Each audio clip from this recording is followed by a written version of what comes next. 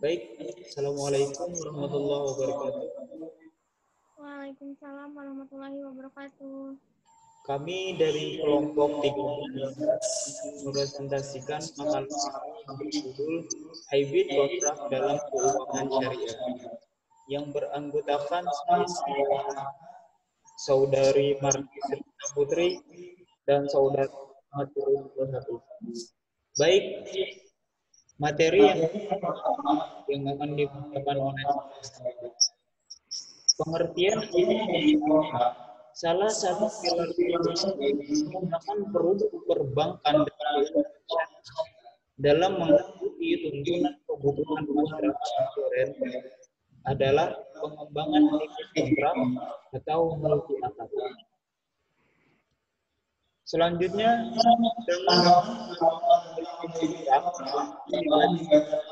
Saudara Irlan. Ya, terima kasih kepada Ahmad. Berikutnya saya akan membahas tentang pandangan utama tentang hybrid kontrak. Ada 3 buah hadis Nabi Shallallahu Alaihi Wasallam yang menunjukkan larangan bagi pengguna hybrid kontrak. 3 hadis itu berisi 3 larangan. Yang pertama, larangan bai dan salaf. Larangan bai ataini fi bai'atin dan larangan syafkataini fi syafkatin. 3 hadis itulah yang selalu dijadikan rujukan para konsultan dan banker syariah tentang larangan 2-in-1.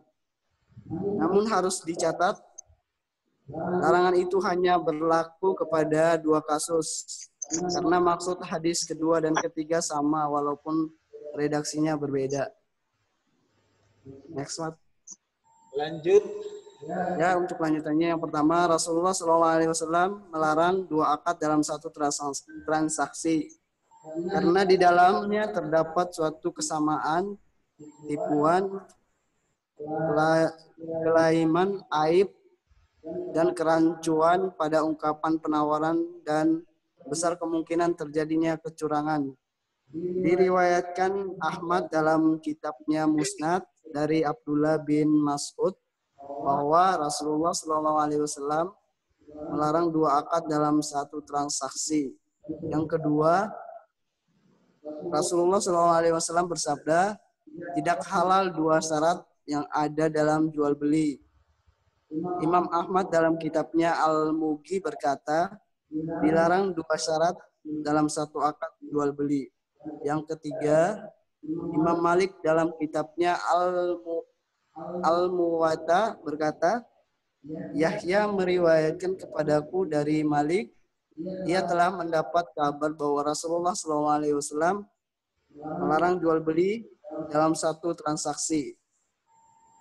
Ibnu Hibban dan Al-Baihaqi. Next. Selanjutnya, materi yang akan dibacakan oleh Saudari Marni. Baik, terima kasih. Saya akan melanjutkan materinya yaitu istilah hybrid kontrak dan pengertiannya. Pertama, ada buku-buku teks fikih muamalah kontemporer menyebut istilah hybrid kontrak dengan istilah yang beragam seperti al-uqud, al-muraqabah, al-uqud, al-muta'addidah, al-uqud al-mutaqabilah, al-uqud al-mujtami'ah, dan al-uqud al-mukhalitah. Namun istilah yang paling populer ada 2 macam, yaitu al-uqud al-muraqabah dan al-uqud al-mujtami'ah. Kemudian Al-Imrani dalam buku Al-Uqud al-Maliyah al-Muraqabah mendefinisikan hybrid kontrak, yaitu kesepakatan 2 pihak untuk melaksanakan suatu akad yang mengandung 2 akad atau lebih seperti jual beli dengan sewa menyewa, hibah, wakalah, qard, musara'ah, zahraf, atau penukaran mata uang, syirkah, mudarabah, dan sebagainya. Sehingga semua akibat hukum akad-akad yang terhimpun tersebut, serta semua hak dan kewajiban yang ditimbulkannya dipandang sebagai suatu kesatuan yang tidak dapat dipisah-pisahkan sebagaimana akibat hukum dari suatu akad. Kemudian saya akan melanjutkan lagi, yaitu alasan hybrid kontrak.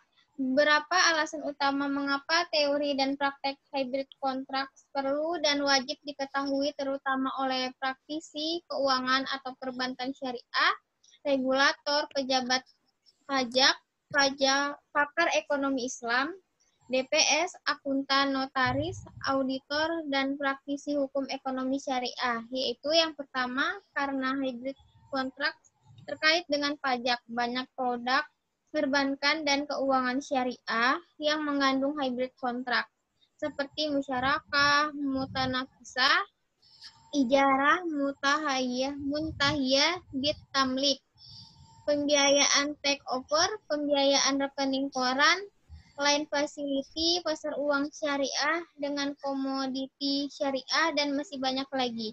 Pejabat dirjen harus memahami teori hybrid kontrak dengan cepat agar tidak salah dalam penagihan pajak.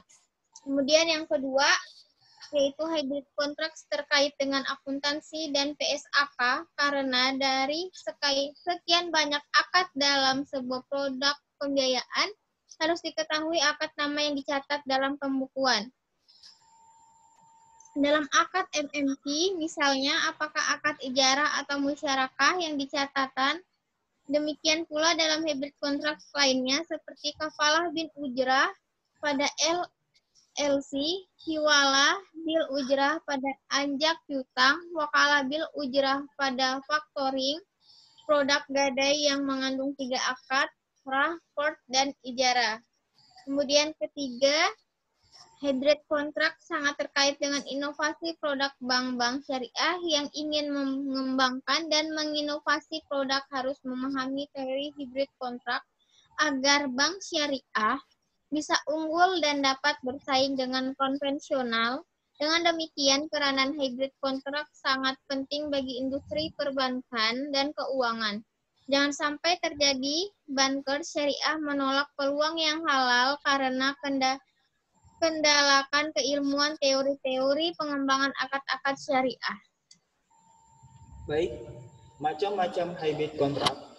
Yang pertama, multi akad yang mukhtalifah atau bercampur yang memunculkan nama baru seperti buy, istiqlal, atau buy, atau tawarruk,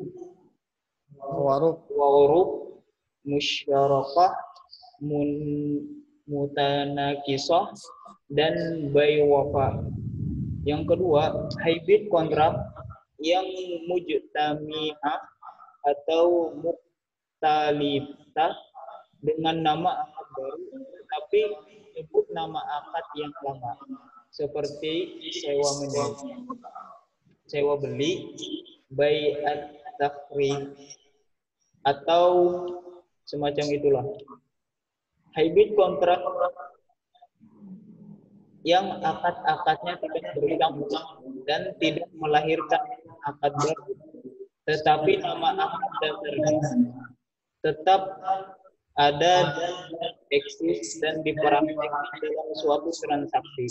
Contohnya, kafalah wal ijar pada bank garansi, pembiayaan atau guna kartu kredit. Macam akad yang keempat yaitu kontrak yang mutanafirah, akad-akad yang berlawanan. Bentuk ini dilarang dalam syariat. Contohnya menggabungkan akad jual beli dan pinjaman, buy wa Salah.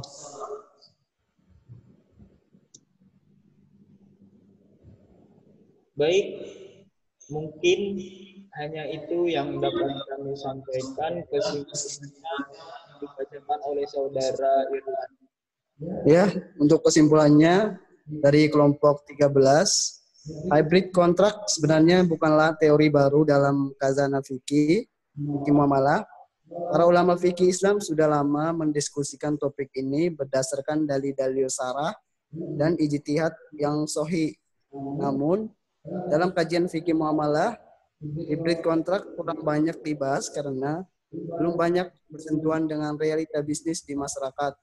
Pada masa kemajuan lembaga keuangan dan perbankan di masa sekarang, konsep dan topik hybrid kontrak kembali mengemuka dan menjadi teori dan konsep yang terelakkan. Baik, mungkin hanya itu yang dapat kami sampaikan dari kelompok 13. Kurang lebihnya mohon maaf. Wabillahi taufiq wal hidayah, waridho wal inayah. Wassalamualaikum warahmatullahi wabarakatuh. Waalaikumsalam warahmatullahi wabarakatuh. Terus gimana, Lan? Top, top. Hah?